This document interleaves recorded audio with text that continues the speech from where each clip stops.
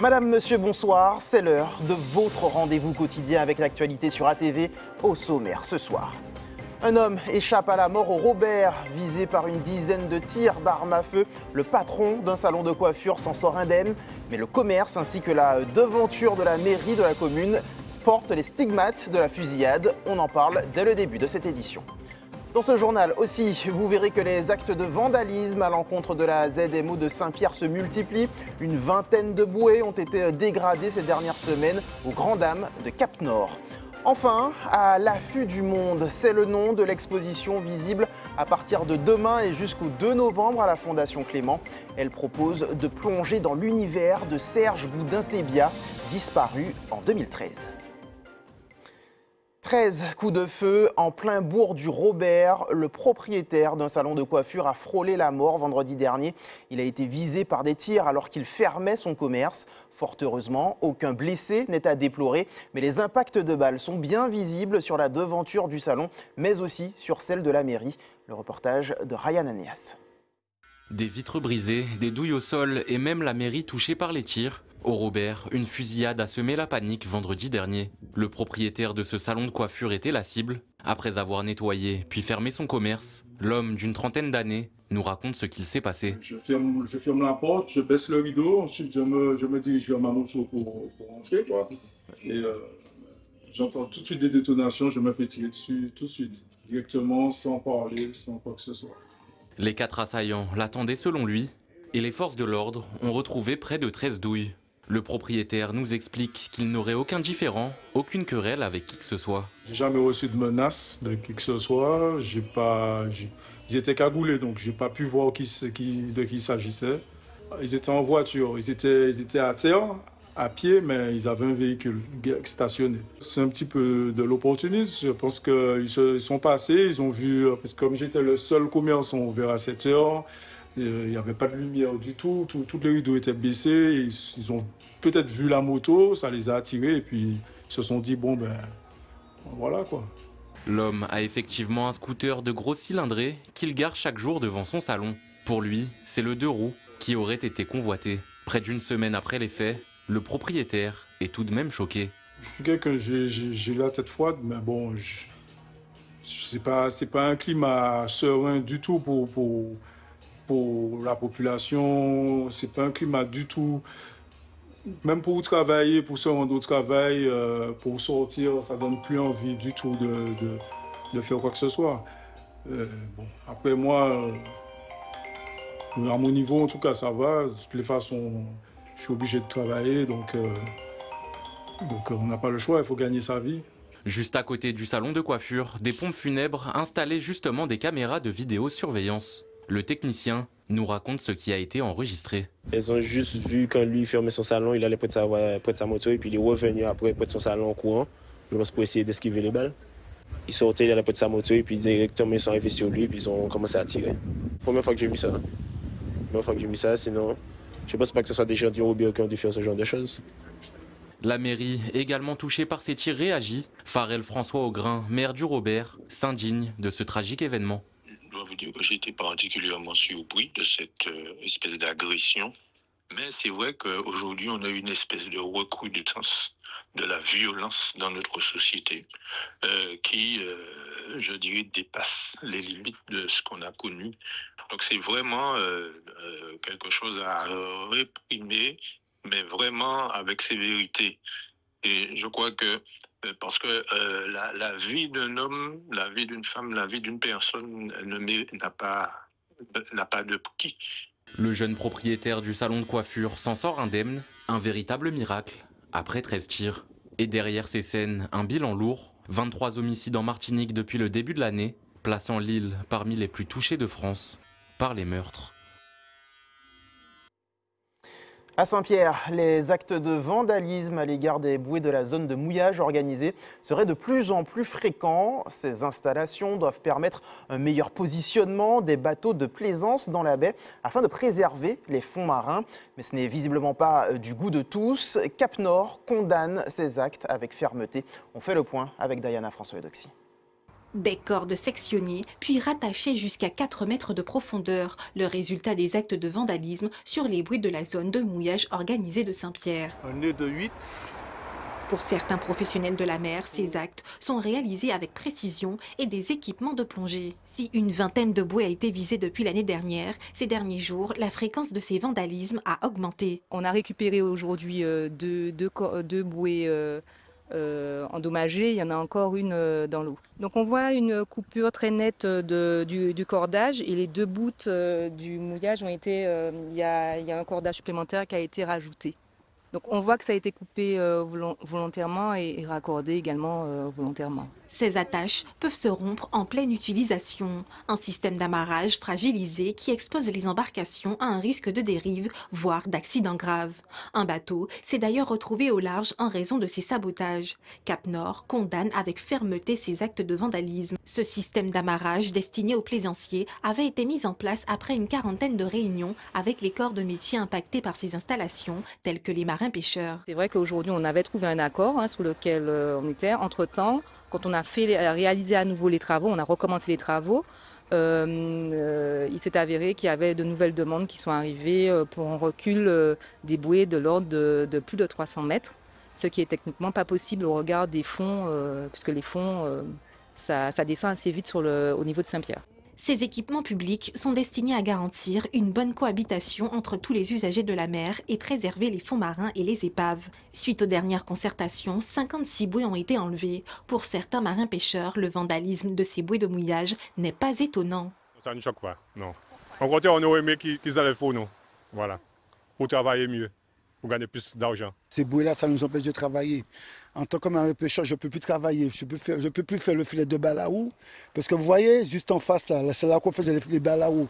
Et c'est là que les balaou s'engolfent le plus souvent, c'est là qu'on pêchait. Maintenant, ils ont mis des bouées et on ne peut pas travailler avec ça. Ça nous empêche de travailler. Voilà, ça nous empêche de travailler, on ne peut rien faire. Nous, on a beau faire, on a beau dire, mais en fait, ça reste comme ça. Suite à ces nombreux sabotages, Cap Nord a porté plainte et des procédures judiciaires sont en cours. L'actualité de ce jeudi 4 septembre, c'est aussi la réunion cet après-midi entre Martinique Transport et les représentants des chauffeurs de bus du centre. Depuis le 25 août dernier, une cinquantaine de lignes ne sont pas desservies. Les salariés pointent notamment le nouveau marché du transport qui pourrait dégrader les conditions de travail et le service rendu à la population. Nous y reviendrons plus longuement dans nos futures éditions. Toujours dans l'actualité sociale, les agents du Cermac sont à nouveau en droit de retrait. S'ils avaient suspendu leur mouvement avant les grandes vacances, afin notamment d'assurer la tenue du Festival de Fort-de-France, ils restent en attente des résultats du comité de pilotage missionné par la municipalité. Principal point de mécontentement, le management de la direction jugé toxique. Les explications de Mickaël Nagou, secrétaire général de la CGTM FSM FAFPT, face à la caméra de Loïc Régis. Là, les agents, entre autres, après le festival, ont continué à souffrir, puisqu'ils n'ont toujours pas de résultats concernant tout cela. Alors, ils ont décidé de reprendre leur droit de retrait, puisque c'est pour des raisons psychosociales, pour des raisons psychologiques, et ils se sont mobilisés de nouveau pour attendre le bilan de ce qui a été décidé par le cabinet d'experts. Et là, pour l'instant, le F3SCT ne s'est toujours pas réuni. Ils avaient mis un comité de pilotage en place pour suivre un petit peu l'évolution des choses, mais ce comité de pilotage s'est réuni qu'une seule fois. Et on ne leur a pas dit beaucoup plus sur la problématique.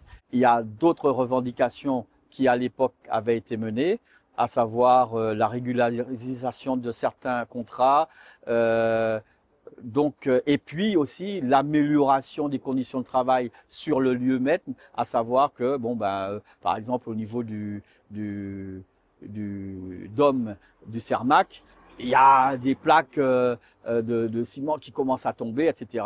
Et puis, vous voyez un petit peu la vétusté des lieux. Donc, il y avait des travaux qui devaient aussi être mis en place. Et là, pour l'instant, le festival ayant été à son terme, tout le monde a été content, sauf que les agents qui ont pris sur eux pour mener à bien cette manifestation, ils se sont aperçus qu'après ce fameux festival, les souffrances ont continué. Tout autre chose à présent avec la création de l'établissement unique de santé mentale au centre hospitalier Maurice Despinois, un tournant majeur pour la prise en charge psychiatrique sur notre territoire. On en parle avec le directeur général du CHMD, Stéphane Berniac. Bonsoir. Bel bonsoir aux téléspectateurs, aux téléspectatrices. Merci d'avoir accepté notre invitation. Alors je disais, création de cet établissement unique de santé mentale, concrètement, ça veut dire quoi ? Ça veut dire quoi? Ça veut dire que pour le territoire martiniquais, on est face à l'aboutissement d'un projet amorcé depuis une dizaine d'années, à savoir concrètement mutualiser les ressources de l'offre publique de psychiatrie en Martinique, et notamment l'activité de psychiatrie qui est aujourd'hui à la Ménard, donc au CHU, l'activité d'anxio-dépressif, de psychotrauma, de liaison. Cette activité va intégrer et être en synergie avec l'ensemble des activités psychiatriques du centre hospitalier Maurice Despinois pour pouvoir développer des projets à l'avenir et surtout mieux accéder aux soins pour la population. C'est donc le fruit d'un travail entre l'ARS, le CHU, mais aussi le CHMD. Vous l'avez dit, vous allez pouvoir maintenant mutualiser le travail, faire en sorte que les choses aillent plus vite. C'est ça aussi, faciliter les parcours de soins ? Tout à fait. L'objectif, c'est que les choses soient beaucoup plus lisibles pour la population, pour les patients, leurs familles, les aidants, et qu'il y ait un interlocuteur, une gouvernance unique à l'échelle du centre hospitalier Maurice Despinois, qui permettent de mutualiser les ressources médicales, les ressources soignantes, de pouvoir également mieux structurer les filières. Nous avons travaillé sur un projet d'établissement de 182 pages co-construit avec l'ensemble des acteurs, qui doit nous permettre dans les 5 années à venir, à partir de cet établissement unique de santé mentale, de pouvoir travailler avec les universitaires du CHU, les filières anxio-dépressives, qu'elles puissent travailler mieux avec les CMP des centres médico-psychologiques du centre hospitalier Maurice Despinois, pour que les patients soient sur un parcours beaucoup plus fluide, parce qu'on constatait à l'usage que c'était des communautés, il n'y avait pas forcément de fluidité, il n'y avait pas forcément de partage d'informations. Là, on aura le même système d'information, le même système de rendez-vous qui permettra aux patients et à leurs familles d'être sur un parcours beaucoup plus facilité. Et pour que l'on comprenne bien, lorsque l'on parle de parcours, si certes il existe un établissement unique, cela ne veut pas dire un site unique. Tout à fait, puisque le centre hospitalier Maurice Despinois aujourd'hui, c'est plus d'une vingtaine de sites, puisque la psychiatrie aujourd'hui, et son avenir et son implantation est sur les territoires. Nous avons une vingtaine de sites au plus près des territoires et au plus près des patients, puisque nous accueillons aujourd'hui quasiment 90% de nos patients en ambulatoire et que 10% en hospitalisation. Et donc ce nouveau site pour l'établissement unique, c'est le site de la Ménard. À la Ménard, nous avons une unité anxio-dépressive qui accueille des patients déprimés, et on le voit sur une unité d'à peu près de 10 lits, et on voit qu'on a une recrudescence tout de même des patients souffrant de pathologies psychiatriques sur notre établissement. Nous avons 18% de passages en plus au niveau des urgences, donc là on est sur des patients qui sont en crise, et même sur l'activité ambulatoire, nous avons une augmentation d'activité assez importante. Donc on voit bien que le besoin il est là. Nous peinons aujourd'hui à pouvoir y répondre compte tenu de nos délais et surtout de la difficulté que nous avons à recruter des médecins. Nous avons une difficulté en termes d'attractivité médicale, mais on espère qu'à l'aune de cet établissement unique, nous pourrons être plus attractifs et mieux soigner les patients. Alors Stéphane Berniac, de façon plus globale encore, on sait que lorsqu'on parle de psychiatrie, de santé mentale, le sujet peut être tabou, il l'a en tout cas longtemps été, il l'est peut-être un peu moins aujourd'hui puisque on communique plus aussi autour de ces problématiques. Aujourd'hui en Martinique, on en est où de la prise en charge ? Aujourd'hui, la prise en charge en psychiatrie, comme je le disais, est déployée sur tous les territoires au niveau ambulatoire. Donc on voit bien qu'on arrive à maintenir dans leur milieu l'ensemble une grande partie des patients et à mieux se structurer pour aller vers eux, quel que soit leur milieu, leur domicile, leur travail, l'école, puisqu'on a un gros volet pédopsychiatrie aussi qui est mis en lumière au niveau national. C'est vrai que la psychiatrie en 2025 a été mise comme grande cause nationale. Pour que nous puissions communiquer, dédiaboliser aussi la vision de la pathologie psychiatrique. On sait que dans notre culture, la vision de Colson à l'époque était une vision quand même largement ancrée dans la culture et dans les mémoires collectives. Le terme en lui-même est devenu péjoratif. Tout à fait. Et c'est pour ça que nous souhaitons aujourd'hui faire connaître ce qu'est le centre hospitalier Maurice Despinois, le site de Mangovulsin, qui est aujourd'hui le vaisseau amiral de l'hospitalisation en psychiatrie, l'ensemble de nos CMP qui sont disséminés sur le territoire, avec surtout des professionnels qui aujourd'hui disposent d'une expertise pour pouvoir, de par les entretiens, de par les nouvelles thérapeutiques, ils sont en mesure de pouvoir traiter les patients non pas avec uniquement des médicaments ou autres, mais avec des thérapies en termes d'entretien, d'accompagnement, d'association aussi des familles. Et c'est vers ce vers quoi nous œuvrons et nous orientons aujourd'hui. Vous avez évoqué notamment le manque d'attractivité, les quelques orientations que vous venez également d'évoquer, mais quel serait vraiment le grand axe d'amélioration que la Martinique devrait emprunter dans les futures années?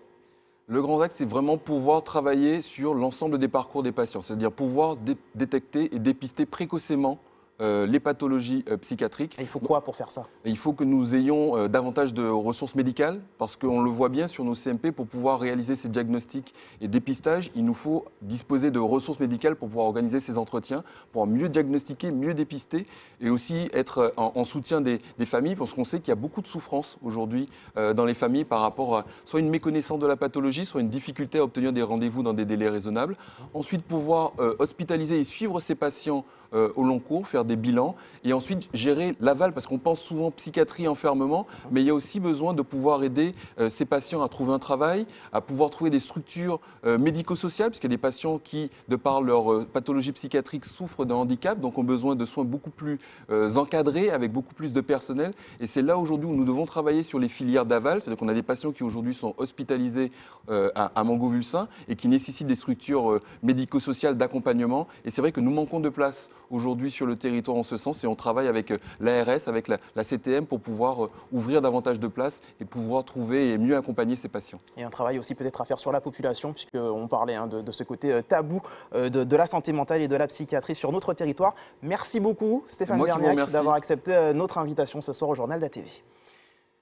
Connaissez-vous Serge Goudin-Thébia, l'artiste martiniquais disparu en 2013 a laissé derrière lui une œuvre riche et plurielle. Peintures, sculptures et poèmes sont à découvrir gratuitement à partir de demain à la Fondation Clément. Petit aperçu avec Ryan Anéas.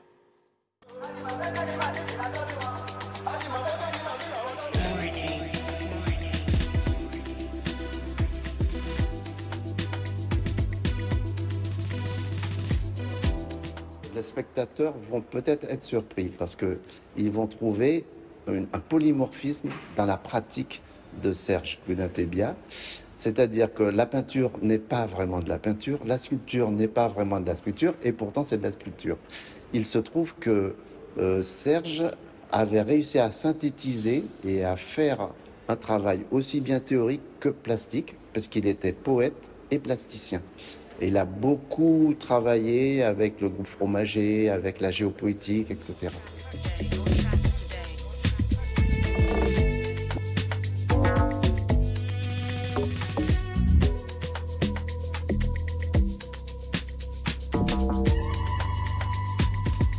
Ça a pris du temps, mais là, ça fait déjà 2 ans que je travaille sur cette expo. Et ça a pris du temps pour rassembler les œuvres qui étaient éparpillées un peu partout. Et c'est la première grande rétrospective sur ce travail-là, sur le travail de Serge. Il était poète jusqu'au bout des ongles, comme il dit, ce qui fait que dès qu'il se réveillait, il était toujours en activité. Alors, ça pouvait se transformer en activité plastique, mais surtout beaucoup en écriture. Il a énormément de cahiers d'écriture.